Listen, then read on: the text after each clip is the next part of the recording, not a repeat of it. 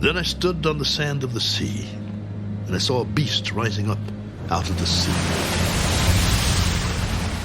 having 7 heads and 10 horns, and on his horns 10 crowns, and on his heads a blasphemous name. Now the beast which I saw was like a leopard. His feet were like the feet of a bear, and his mouth like the mouth of a lion. The dragon gave him his power, his throne, and great authority. And I saw one of his heads as if it had been mortally wounded, and his deadly wound was healed, and all the world marveled and followed the beast. So they worshipped the dragon, who gave authority to the beast, and they worshipped the beast. Who is like the beast? Who is able to make war with him? And he was given a mouth speaking great things and blasphemies, and he was given authority to continue for 42 months. Then he opened his mouth in blasphemy against God, to blaspheme his name, his tabernacle, and those who dwell in heaven. It was granted to him to make war with the saints and to overcome them. And authority was given him over every tribe, tongue, and nation.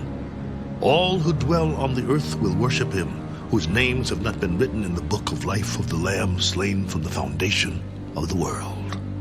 If anyone has an ear, let him hear. He who leads into captivity shall go into captivity. He who kills with the sword must be killed with the sword. Here is the patience and the faith of the saints.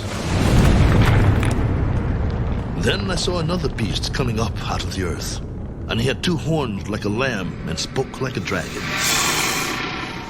And he exercises all the authority of the first beast in his presence, and causes the earth and those who dwell in it to worship the first beast, whose deadly wound was healed.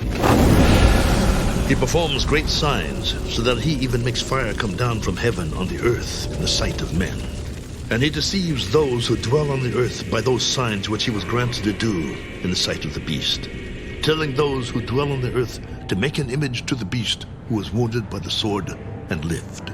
He was granted power to give breath to the image of the beast, that the image of the beast should both speak and cause as many as would not worship the image of the beast to be killed.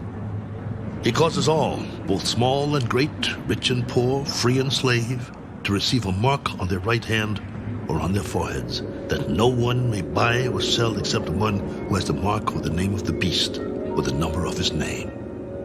Here is wisdom. Let him who has understanding calculate the number of the beast, for it is the number of a man. His number is 666.